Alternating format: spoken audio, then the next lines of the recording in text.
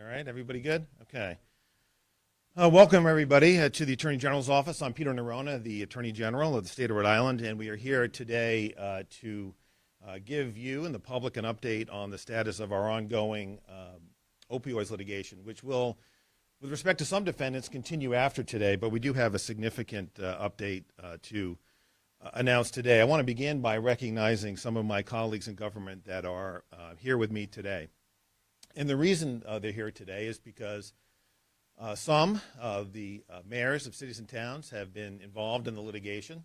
Our state leaders are here as well because there is a significant amount of money that will be coming to the state of Rhode Island, and it is under their leadership that that money will need to be directed to exactly the same place. And that same place is to remedy and abate this opioid crisis that we have been facing for so long. So first I want to recognize Governor Mckee, who was a part of this effort dating back to when he was lieutenant governor, organized cities and towns to bring their own litigation in addition to the litigation brought by this office. So he has certainly been a leader in this space. Senate President Ruggiero is here as well.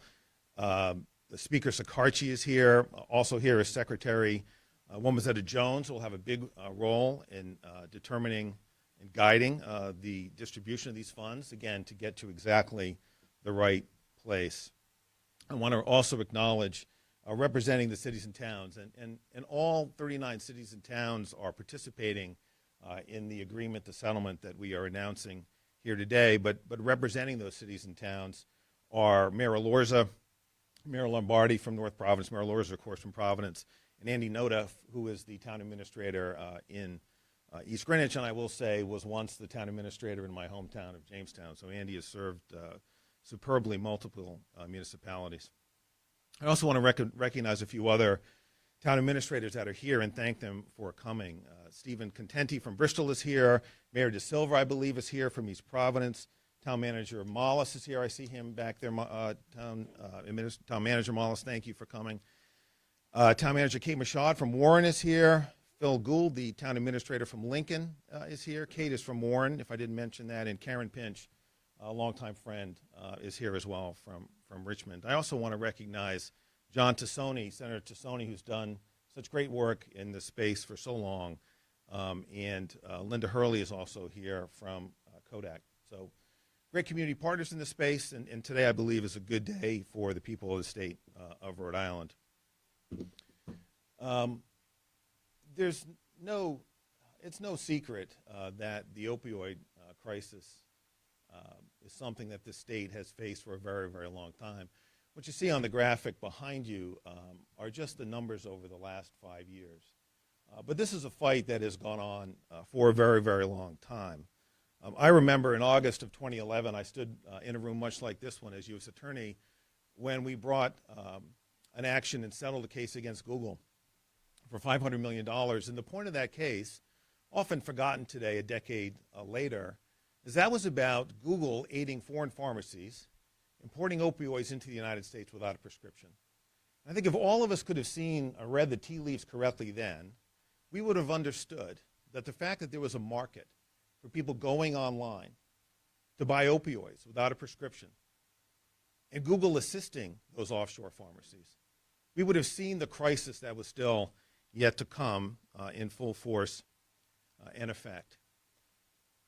And, we talk about the numbers, and, it was really important to me as we developed this slide with these numbers. The first iteration of it had a estimate. More than 1,600 people, I think, was the first iteration of this number.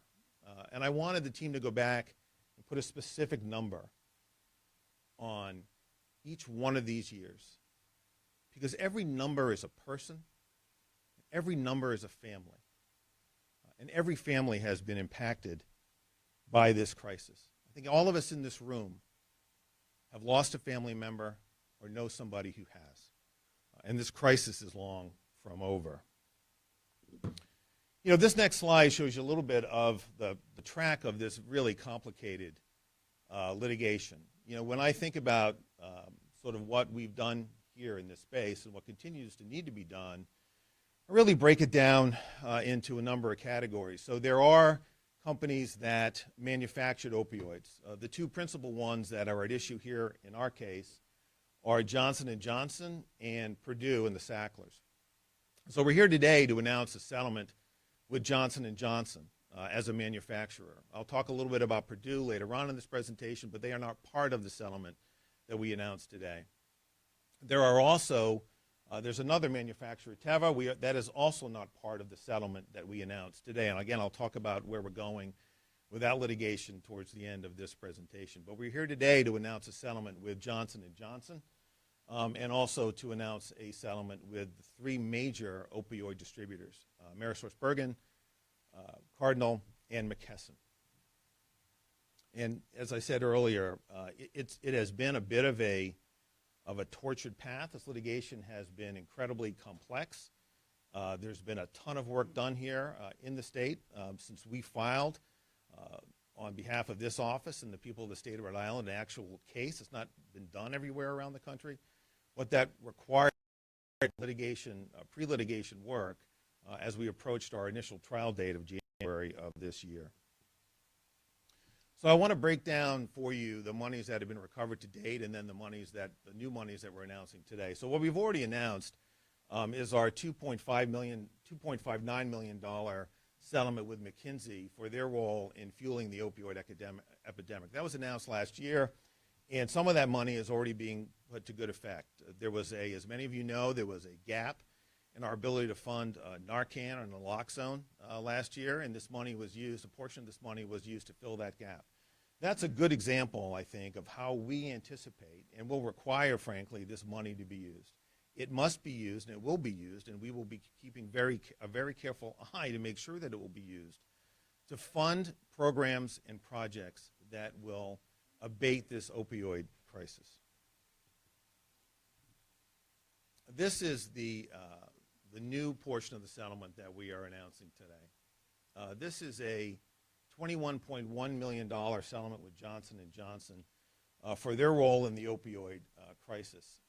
As I said, they were a manufacturer. In our judgment, they downplayed and were deceptive concerning the risk of using opioids. And as a result of our settling with that company today, $21.1 million will be returned to the state of Rhode Island for opioid abatement. We're also settling, as I mentioned, with the three major opioid distributors, AmerisourceBergen, Cardinal, and McKesson. That is $90.8 million that will be delivered to the state of Rhode Island over a period of time that will be used, again, pursuant to that agreement solely for opioid abatement. And so if you look at this slide, what this shows you is the breakdown of the monies that will be distributed to the state of Rhode Island for purposes, again, of opioid abatement. It totals roughly $114 million. And again, that money will be directed to one place and one place only, and that is to address the ongoing opioid crisis that we face in the state. This, again, just drives that point home. I know that throughout my conversations with many people in this space over now a very long period of time, the question has always been, and frankly it is one of my regrets with respect to the Google settlement that we achieved over a decade ago. That money could not be used directly for opioid abatement. It had to be used for law enforcement purpose. It did a lot of good, including places like North Providence and other places, East Providence and the state generally, but it could not be driven to opioid abatement. So it was really important, I think, for me and my fellow attorneys general around the country as we negotiated these settlements, and most states have joined a version of this settlement, that all of the monies be used for opioid abatement and that there be safeguards in place to make sure that that actually happens. So what is opioid abatement? I think most of us, can intuitively understand what that is, but just as a reminder, it can go to things like treatment, overdose rescue programs, prevention, and recovery. I don't think that it will be difficult to find opportunities and programs and initiatives to use this money. As I said, just the gap that we saw last year for Narcan and naloxone, I was grateful that we were able to, working with the Secretary to get the money to where it needed to be, but there's no question that this money is needed and can be put to good use. These settlements are about more than just money, though. in all instances, both McKinsey and the distributors are going to be required to take actions to make sure that going forward that the kind of behavior that we've seen in the past does not happen again. Some of that, frankly, is just doing a better job of reporting to state and federal authorities suspicious orders. I think, if I look back on it, and again, the Google experience kind of informs this, there was this time period in our country when opioids were simply handed out like candy. Doctors were prescribing them. Pharmacies were filling them. Distributors were distributing them. If you looked at the data and saw the data, you could see problems, and yet nothing was done about them. And that's true in government too. I remember as U.S. Attorney, one of my great frustrations, frankly, was that the DEA was not doing everything in Rhode Island that I felt that they should be doing regarding pill diversion. And that is something that stays with me today. Hopefully, as part of this settlement, we will be in a better place as a state working with our federal partners to identify suspicious orders as they go forward. But there's no question that has been a challenge in the past. So, as I said, this has been a complicated process. So we'll get into this a little bit, but the bottom line is this, that there has been multi-district litigation that the cities and towns have participated in Ohio as part of a lawsuit that they brought. Our lawsuit here, the Attorney General's office, our lawsuit was brought here in Superior Court in Rhode Island. Some of my Attorney General colleagues are part of what's called a multi-state litigation. And so getting all of these parties around a table to try to reach an agreement that would satisfy everybody has been complicated. And so the question for me, frankly, here all along was, given that we had filed a case, we had a trial date coming, what was in the best interest of this state in terms of whether to settle the case as part of the global settlement, with a few additional things, hopefully for Rhode Islanders, or simply to proceed to trial. And ultimately, it was my judgment that this was the best resolution for the people of the state. It enhances the global settlement that all but a handful of states have signed on to in a couple of ways. First of all, it will speed the monies up in terms of their arrival here in the state of Rhode Island. So the first payment under the global settlement that many states will be subject to won't be until the summer under our negotiated agreement. The first payment will be within a few weeks, and then there'll be a second payment in the summer of 2022. Again, as I mentioned, this has been a really complicated series of negotiations, and part of it has been complicated by the relationship between cities and towns that have brought their own lawsuit on behalf of the population of their cities and towns, and the Attorney General who sued, I sued, and my colleagues around the country have sued on behalf of every person in the state, including all the people in those same cities and towns. And so working out an agreement that doesn't double count people, I won't hold back from you, has been complicated. But what I can say is that because of that complication, the agreements around the country are still somewhat in doubt. By negotiating our own independent agreement, we can guarantee that these monies will in fact flow to the state of Rhode Island. And the other plus for doing the settlement this way is we anticipate a significant additional amount of money. If I had to estimate it, I would say it's in the range of about $10 million, which will reflect the work of this office, the lawyers in this office, in addition to outside counsel, which is something separate, but the work of this office in terms of our own litigative costs, that it is my intention to drive back into this settlement so that the monies that will reflect the work by this office on behalf of the people of the state of Rhode Island will not be held by this office, but will in fact be returned to the General Assembly and state government to be allocated for opioid abatement. And so that's an enhancement to the global settlement that I think will serve the people of Rhode Island well. This is a slide that is so small that even I can't see it from here. I'm looking out over your shoulders. But what I think it's meant to reflect really is what I just mentioned.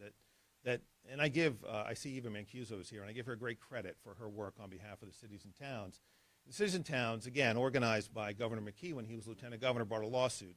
That's the municipality's lawsuit, which you see on the right, and then there's our lawsuit on the left. And it's really just meant to show that there were a lot of people working really hard for the people of the state. I'm not going to say that it didn't at times make this negotiation somewhat more complicated, but we ultimately achieved the maximum amount of money is achievable for the state of Rhode Island. And I will tell you that if you were to break this settlement down on a per capita basis, that Rhode Island does very, very well compared to our peers in Massachusetts. I think if you were to compare, Massachusetts signed on to the global deal, Connecticut signed on to the global deal, I believe Vermont did as well. And if you look at it on a per capita basis, a dollar for dollar per capita basis, Rhode Island per Rhode Islander did better than any of those states. This is largely a population-driven settlement. It was the amount that each state received under the global settlement was driven mostly by population, with some small enhancement for the intensity of the crisis in each individual state. But Rhode Island here did better than Connecticut and Massachusetts on a per capita basis. So this is how the monies will be broken down. And this breakdown here, again, reflects what I've just been talking about, this interplay between the cities and towns having their own lawsuit and the state of Rhode Island through this office having a lawsuit as well. The bottom line is that 100% of the money will be going to opioid abatement. I keep emphasizing that because I know how important that is to Rhode Islanders, that this money recovered for this purpose will be used to address this crisis. There has always, I think, been a sense, and I don't want to speak for the cities and towns, that they needed their own voice in these negotiations, that they did not want this to be a top-down agreement, that they wanted to receive funds directly. You know, I obviously, on behalf of all the people in the state, like to think that I represent all of them, would treat them all equally, care for them all just the same, whether you live in Westerly or Woonsocket. And so we tried to craft an arrangement that would really accomplish both things. So 20% of these monies will go directly to the cities and towns for them to use as they deem fit for purposes of opioid abatement. The remaining 80% will be allocated to the state, again, for opioid abatement. And that money also will go to the cities and towns because it will go to the people of the state of Rhode Island who live in those cities and towns. So the winners here, regardless of how the money gets to them, whether it be through the cities or towns or through the state, the winners here are the people of the state of Rhode Island. But that explains why the agreement is structured the way that it is. So how will the money be spent? Who will be deciding how the money is spent? Well, I will tell you that even if I wanted to be that person, and frankly I do not, the last thing I want to do is to be a grant maker. I know that some of my colleagues in government do that, and it probably comes with more headaches than it's worth, but that is not something that I want to do, nor is it something that by law I can do. Under state law, all of the money is recovered by this office, and they are in the tens of millions of dollars, and really every year must be appropriated by the General Assembly. And that is by state statute, and in my judgment, frankly, that's the way it should be. I don't think we want attorneys general as grant makers. I don't think that is in the best interest of the people of the state. So, recognizing, though, that we want lots of input as to how this money should be spent, and we want to make very, very sure that the money is spent in exactly the right way, and I know everyone up here shares that view. We have established an advisory committee that will consist of broad representatives from around the state, both from the public sector and from those in public health and the community that can inform and advise Secretary Jones as she determines how to recommend to the General Assembly how to spend this money. And so that advisory committee has not been stood up yet. It will be. But it will have representatives from every part of the state. So Providence will be represented. Every other county in the state, including Providence County, will have a representative. So Providence will not be the only representative for Providence County. It's our largest county in the state, so we took that into account. So Providence will have a seat at the table, along with a representative from a city or town from each of the other 5 counties, well, 5 including Providence in the state. There will be 3 public health experts on this committee. It's really important that those are good and smart choices. You know, obviously, I think all of us know today that whether we're talking about COVID or we're talking about opioids, that we need the guidance of our public health officials to inform where this money should be spent and where it can do the most good. And then there will be 2 community representatives as well. And obviously, community voices are really important for us to hear. As we determine how this money can be best spent. And of course, we're going to build on some of the good thinking through the Overdose Prevention Task Force, started under Governor Raimondo, it's continued under Governor Mckee, that has a whole host really bright, smart minds from all aspects of coming at this problem from all aspects that can really advise where this money can and should go. We've talked about abatement. I must have mentioned it now 6 or 7 times. I think you get the point. It's really important to me and to everyone here that this money go to this end and to no other. So, where do we go from here? As I mentioned, the first payments will be coming in the next few weeks. The documents are being, I think were filed yesterday or will be filed today. I believe they were filed yesterday. We've got to stand up that advisory committee and get them to work. We have to reach out to the community partners to get, frankly, the advisory committee. I have a seat at that table. There are many others, as I mentioned, to get ideas, bold ideas as to how we can address this crisis. And as I said, the distributions are subject to the appropriations process, but we anticipate that happening this summer. So what's left to do? As I mentioned, we are still in litigation with 2 entities. One is the Sackler family and Purdue Pharma. Just to remind you where we are on that, this office has brought a lawsuit against the Sacklers, both as individual family members, I believe 8 or 9 of them, as well as Rhodes Pharmaceuticals and Purdue Pharma. Purdue filed for bankruptcy back in 2019. This office has I've consistently objected to that bankruptcy. The Sackler family has spirited $10.4 billion out of the country. They want to escape liability for this crisis for paying far less. That is something that I and 8 of my fellow attorneys general around the country continue to object to. We're in the process of continuing to object today as we speak in New York. And so that litigation continues.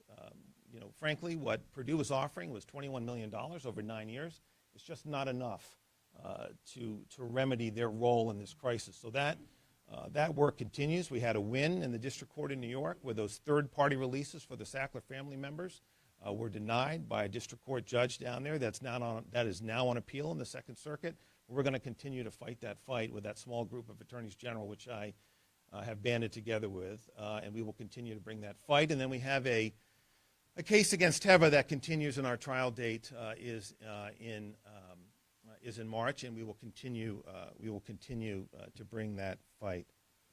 I started this presentation by giving you some numbers, and I mentioned in the context of mentioning those numbers that there are people and families behind every one of them. I think all of us, whether you're watching now or later, or whether you're here in the room, can think of a person or a family member or a friend of a friend who suffered from this crisis. With us today is Deb Parente, and Deb is someone that I've known since when I was U.S. Attorney. And so when I think about this money and what I hope it will do is save people like her son Peter, who overdosed in 2015 when he was 25 years old. And Deb and I spoke to high school students around the state when I was U.S. Attorney. And I saw in those presentations not only Deb's enormous strength and the way that she reached high school students, and we did a ton of these talks, but as they approached Peter's birthday or Mother's Day, I saw the heartbreak in Deb's eyes. And she was comforted by students. I know, Deb, you remember this. You were comforted by the students who came and hugged you after those presentations. So when I think about this crisis, I think less about the numbers, and I think more about the people, like Peter. And I will tell you, I've never seen in my years of public service more strength than I saw at Westerly High School in October of 2017. In October of 2017, Deb was there, and she will remember this. There was a high school senior, and she had traveled this path from addiction to recovery. And she was speaking to the entire junior class at Westerly High School. Do you remember this, Deb? And she was telling them about her journey on that path. And the Westerly Sun reported it. If you're interested in the story, you can go back and find it. And what she told her fellow classmates was, I never thought it would happen to me. I was a mess my sophomore year. But I'm here, and I'm beating it. And so behind all the heartbreak, there's also hope. And it is my hope that with these funds, that other families will experience hope and less heartbreak. And so with that, that concludes my remarks. Thank you for coming. I'm going to turn the microphone now over to Governor Mckee to share his thoughts today. Governor? Thank you, Peter, and that's what it's about. It's about helping people that are struggling and making sure families get the help that they're looking for. So I want to just congratulate you and your staff for really putting this together in a way that as you have, that is going to help all 39 cities and towns and the people who live in all our communities. Of course, Speaker Sakachi and Senate President Ruggiero, you've worked on legislation really crucial to this issue, and I know that work is going to continue, and I look forward to working with you with that. Mayor Lombardi, as well as Mayor Lawzer, Town Administrator Nona as well. Thank you for your leadership representing the communities that are dealing with this on the front lines every single day. And I also want to point out Secretary Jones here as well. You're going to play an important role in terms of using these funds and helping use these funds in a way that makes a significant difference to the health of our community. So thank you for that, Secretary. And I know that we've already put, I think, appropriated about $42 million of APRA funds towards behavioral health. So that work that you're going to be doing, especially coming out of the pandemic, as we exit it, hopefully in the next few months or next year, whatever time frame that is, that's going to be something important. I will also say 4 years ago, and a couple personal stories that I like to just share with you that related. After Eva Mancuso organized all the communities, and we met in Smithfield, if you recall, after that meeting, I went on a small business tour to another suburban community in the state of Rhode Island and sat with about 6 business owners.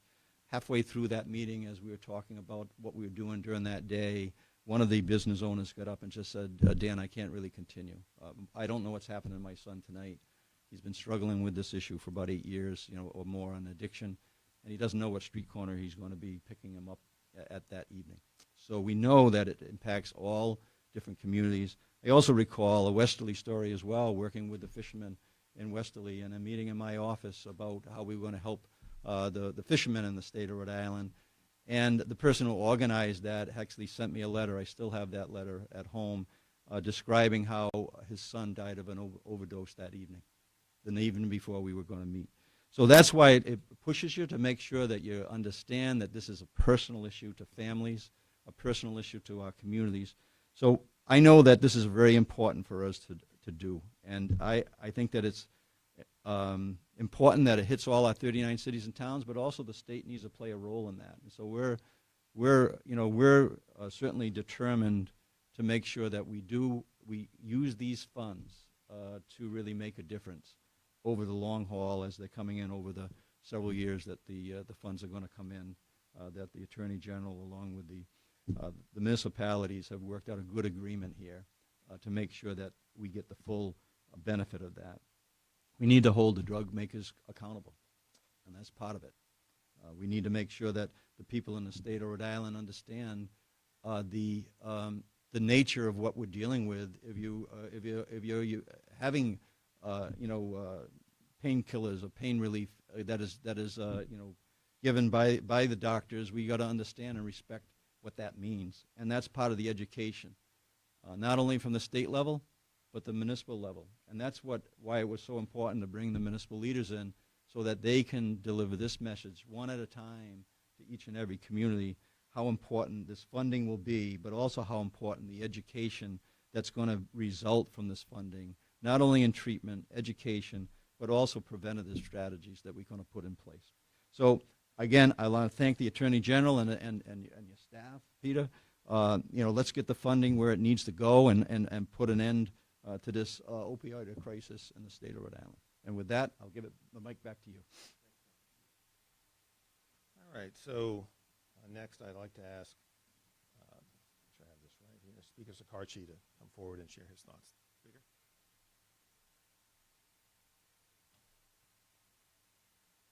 Thank you, General. Good afternoon, or good morning, I should say. First, I'd like to congratulate the Attorney General and his team. It is not easy to accomplish what he did and what Eva Mancuso did working together. You see these wonderful statistics behind you, but as a practicing attorney, I will tell you that those things don't happen. Those things don't happen as, you file a lawsuit and you get a settlement.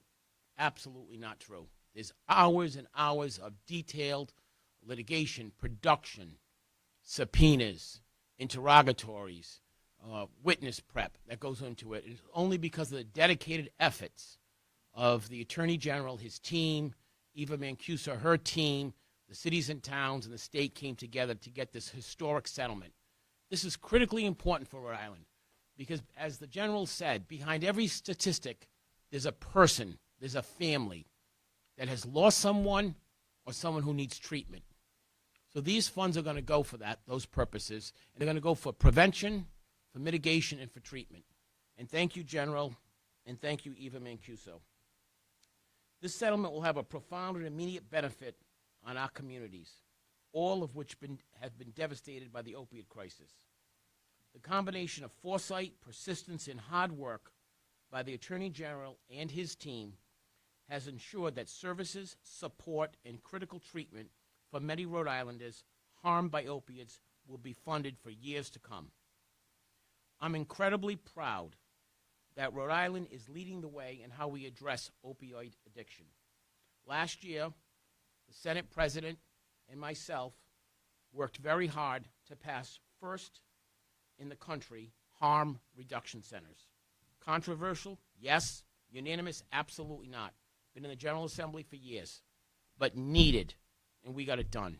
We look forward to see those centers up and operating and preventing and treating people who need it. Harm reduction centers have been shown to significantly mitigate the chance of an overdose. They are also a gateway to treatment and rehabilitation for people with substance abuse disorder. As the sponsor of that legislation at the House, J. Edwards, said,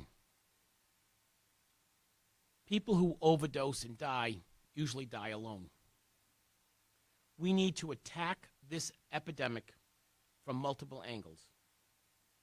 In addition to the pilot program I just spoke about regarding harm reductions, the General Assembly expanded Rhode Island's Good Samaritan Overdose Prevention Act, making it easier for first responders to treat individuals who are overdosing and not worry about liability. For too long, pharmaceutical companies marketed opiates. They claimed that opiates were safe to use. When the sales skyrocketed, pharmaceutical companies profited, and our communities suffered the fallout. As everyone here agrees, there is no amount of money that will undo the harm caused by opiates, or that can bring back someone who has lost their life due to an overdose. However, as the General said, there is hope. There's hope that this settlement will help our communities to provide treatment, prevention, and mitigation to those who were affected. Thank you. Thank you, Speaker. I'd like now to invite Senate President Ruggiero to come and share his thoughts. Senate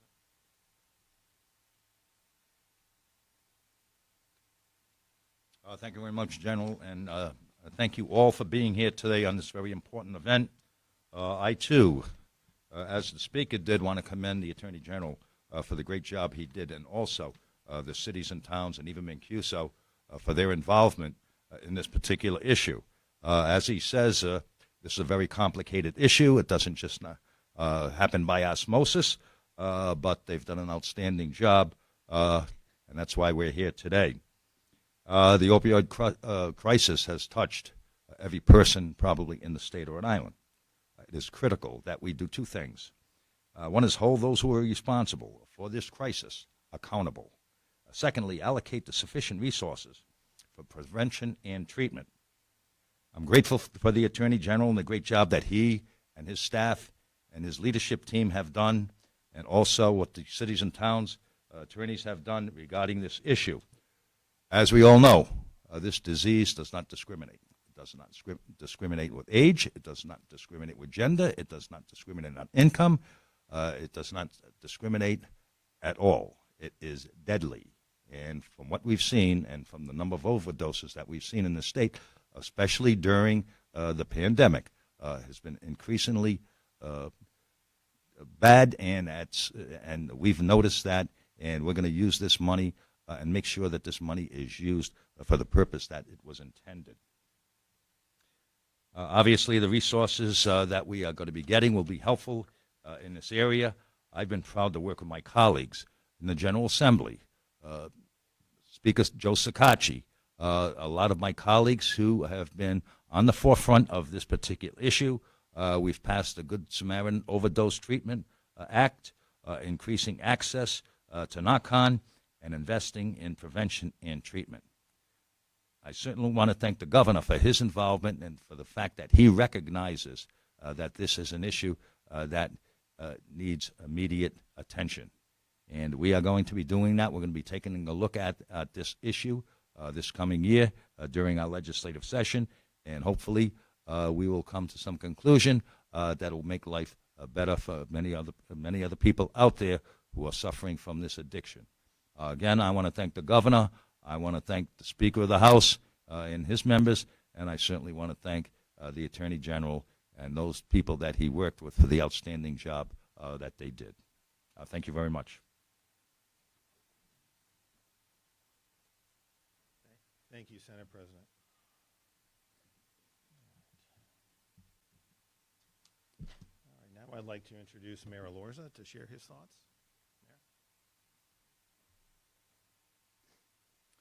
Good morning, everyone.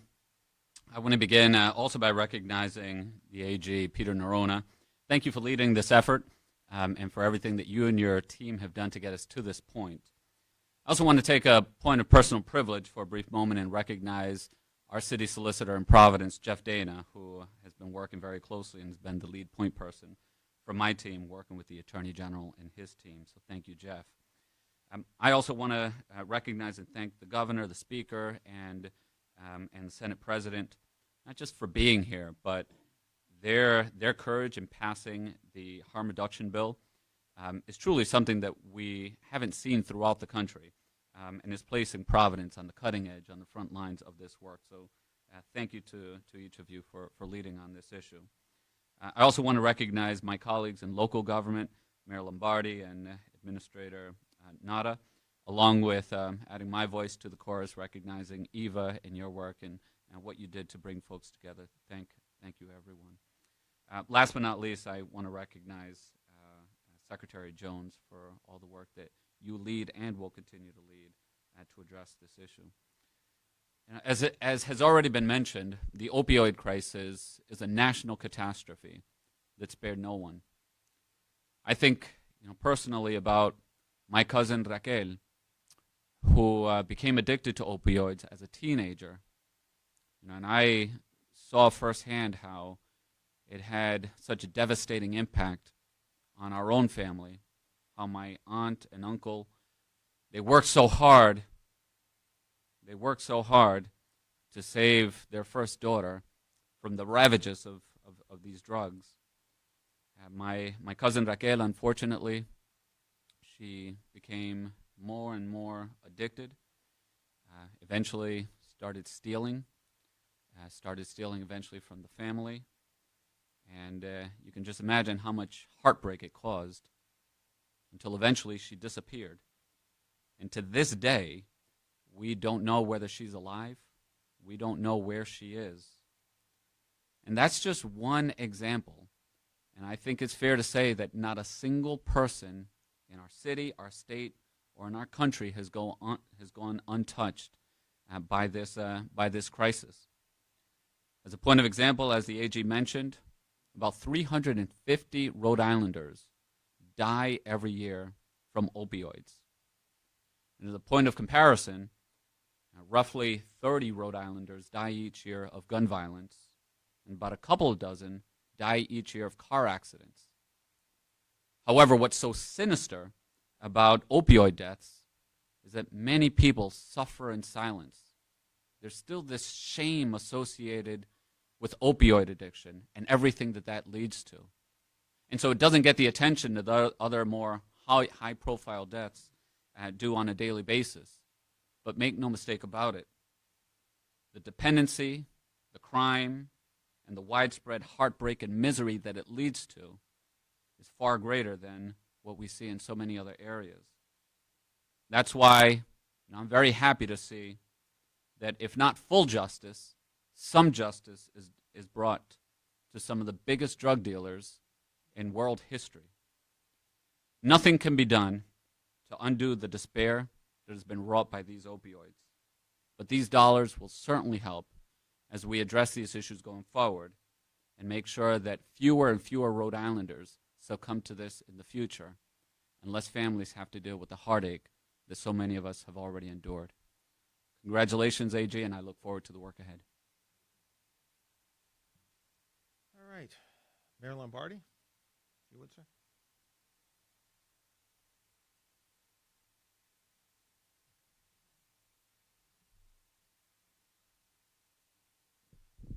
Thank you very much, Governor Mckee, Attorney General Neronha, Senate President, Speaker Shikachi, and all of our elected officials here this morning.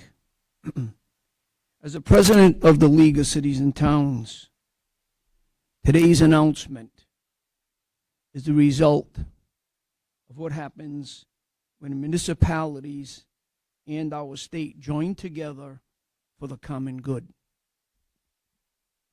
This, ladies and gentlemen, could only occur when you had or have a governor then who was the lieutenant governor that was a municipal leader at the time and understands how important local involvement is.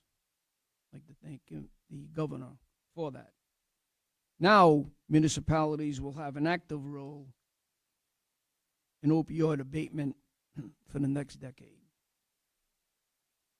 The major victory for our municipal government is having a voice at the table when decisions are going to be made for the spending of some $100 million. Each city and town is receiving funds to allocate the way they believe will be necessary for both reimbursement for the monies that were spent and for awareness and early intervention. This agreement between the state and local governments provides for equal representation. In my opinion, this is just another tool in our toolbox to address this serious opioid crisis. We are grateful to the governor, as the lieutenant governor, for bringing us together to get involved in this national litigation early on. I can remember, as was stated, when Lieutenant Governor Mckee brought us all in with Attorney Mancuso, urging that we all come together. Attorney General Neronha, thank you for making sure that Rhode Island has its own settlement in place with immediate payouts so that we can put this money to work. This most definitely will make a difference in our cities and towns and help save lives. I'd also like to join Attorney General Neronha in recognizing my childhood friend, Deb Parente. Deb, God bless you. Thank you.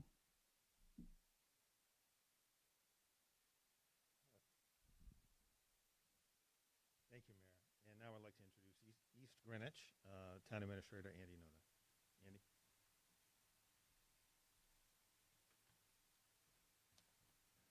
Thank you. I'd like to just start off by thanking the governor for his continued leadership and the Attorney General for really for his personal work on this, as well as the team of the AG's office for delivering what is, what's going to be a substantive impact on all Rhode Island cities and towns. My colleagues that are here in strength today, in unity, and we as municipalities in Rhode Island like to pride ourselves in that respect. Your presence is being felt. I would like to acknowledge them for being here and their continued contributions on this critical initiative. Eva Mancuso, who led the legal team for many of us that joined that lawsuit,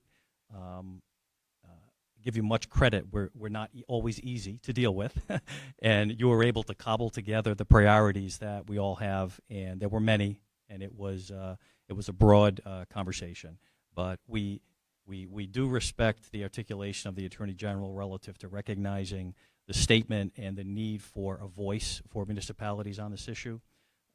And I think that was heard, and we are much appreciative of the end result that came through in the MOU agreement. Just a couple of quick comments relative to not about funding, but really about the reality of what this settlement will do. I'm really here to share some of the thoughts and perspectives briefly, and I enjoy playing the role of kind of wrapping up the municipal perspective.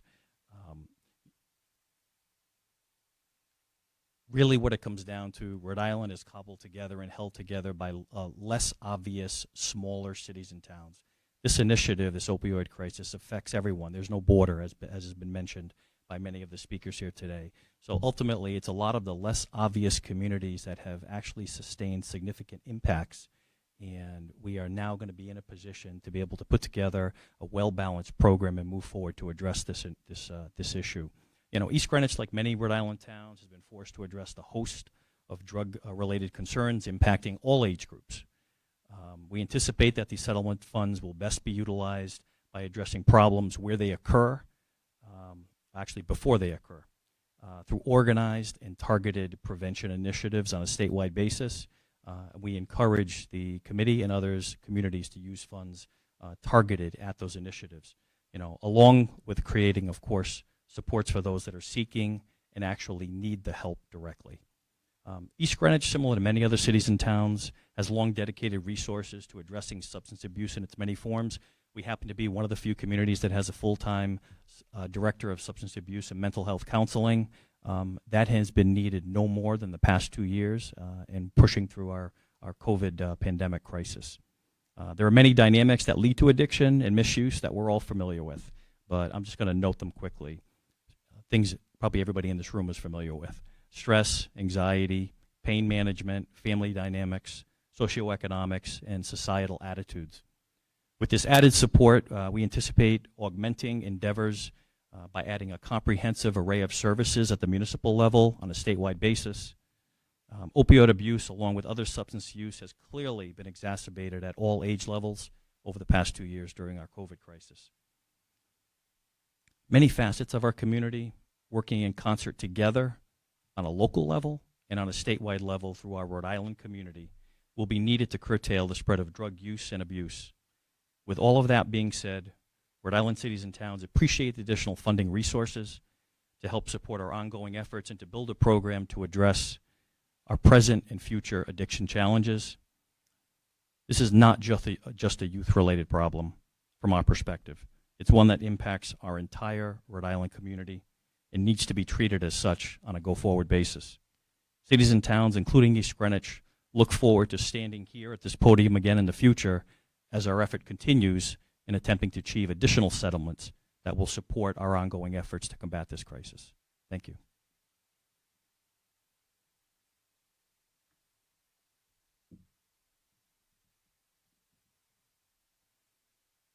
All right, so before I take a couple of questions, or as many questions as you had, frankly, I just want to acknowledge a lot of the work that was done in this litigation. I want to start on the state side with the state agencies that did a tremendous amount of work in gathering records so that we could prove the damages to the state of Rhode Island. So Secretary Jones and all the people who work with you and state agencies across the state, that was a tremendous amount of work that no one will probably ever see.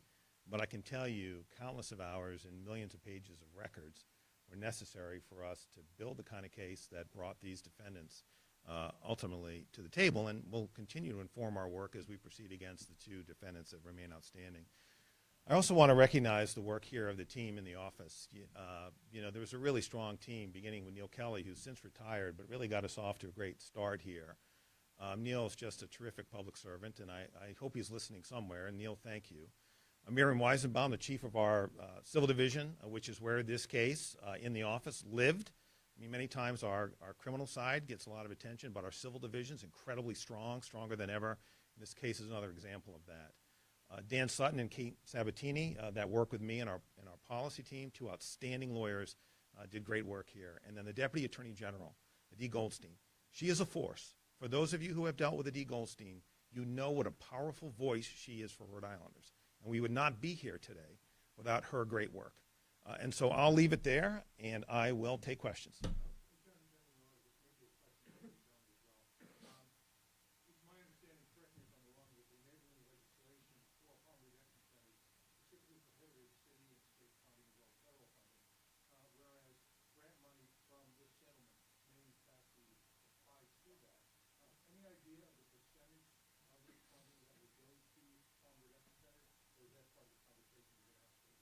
Yeah, Pat, I think that's definitely part of the conversation. There's been no predetermined plan for where this money is going to go. This will be a plan or a set of plans that are informed by voices from all over the state. And that's why it was really important to me, frankly, to have Andy here. You can look at people up here and think this is a state, big city thing. It's not. This is a settlement that is going to benefit every Rhode Islander, whether you live in Barville or Bristol, Westerly and Woonsocket, Jamestown or Johnston. It's going to affect everybody in a positive way. Other questions?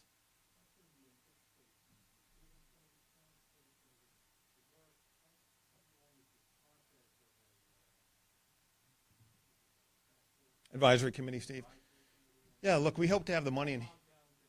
Yeah, well, we don't want it to be bogged down. And the good news is there's been a lot of good thinking in this space already. The Governor Raimondo, now Governor Mckee's Opioid Prevention Task Force, the Department of Health, community partners. I see some of them out here have been working on this for a very long time.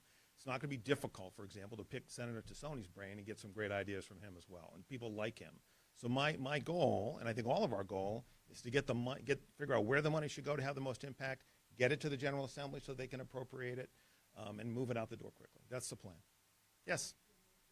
Hi, Mary.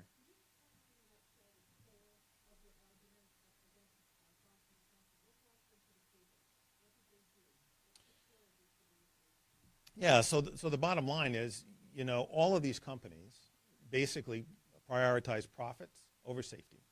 And Johnson & Johnson as a manufacturer should have done a better job of understanding the impact of these opioids on the people who are using them. We found the same thing, frankly, with Google a decade ago. Google cared more about making money off its AdWords program than what it meant for people going online and buying opioids without a prescription. It was about money. It was about money then. It's been about money here. That's always what it's about.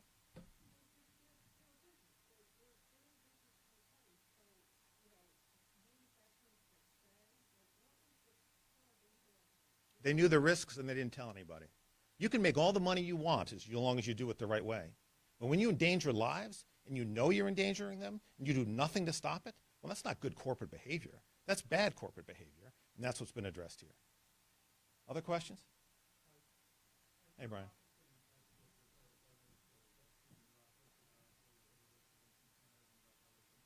No, I have not been in contact with them. You'd have to ask them, Brian. I mean, look, I go back in this space a long time. When we were talking about medical marijuana a decade ago when I was U.S. Attorney, federal government had a lot to say and ultimately didn't take action. So really the ball is in their court to address that issue and just see where it goes.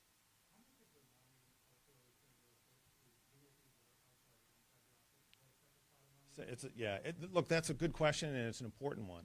We all wanted to make sure that when we were negotiating these settlements, and it was one of those points of real contention between me and other states, which have the ability to do all of this litigation in-house. We don't have that ability here. We had to get outside counsel. So it was really important. Take California, for example. California had no interest in setting aside a separate pot of money to pay legal fees because they were able to do that in-house with the 600 lawyers they have. I have 30 lawyers in the civil division. And so the money that's going to be paid to fees does not come out of this $114 million. That was a strong point of contention for us. That money is, the distributors are paying that money. That's coming out of a separate pot of money that was negotiated separately to pay these fees. Other questions? Sure, Steve.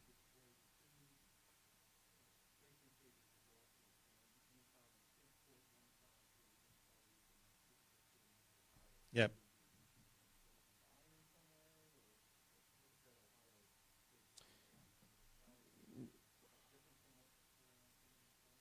It's combined, Steve. It's frankly it made the negotiations frankly complex.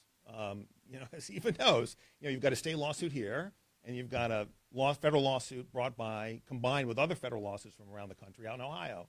And so when the AGs from around the country, representatives, counties and cities, and from around the country are trying to resolve the matter, how you do that is complicated. And the global settlement, I think, called for a split, I think, of 70 to the state, 15 to the AG, 15 to the cities and towns. That was sort of the starting point in the global. Each city or town and every state could negotiate differently. Ours shook out differently. So I wasn't interested in keeping money in the AG's office. By law, I'm not interested in doing that. So that's why our breakdown is 80-20. But that was a very complicated set of negotiations. At the end of the day, all Rhode Islanders win, but making that work in the context of that complication was difficult. And it'll be signed off here in state too, because we have to settle our case here in the state of Rhode Island. And our case remains. So our case on hold with respect to the Sacklers and Purdue because of the bankruptcy proceedings in New York, still on track for Teva. That case will go forward here in Rhode Island in March.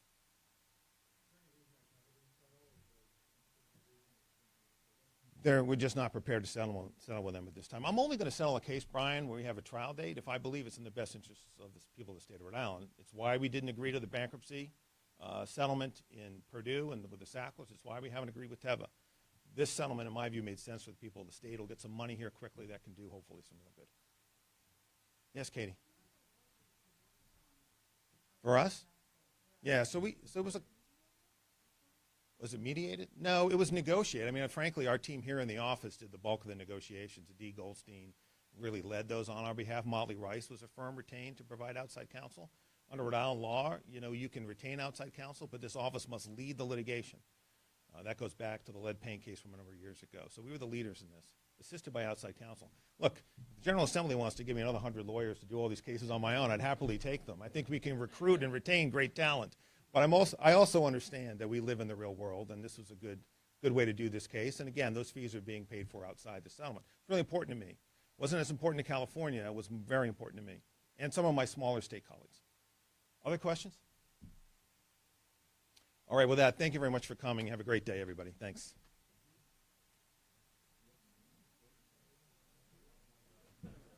Yeah, thank you. Great job, AJ.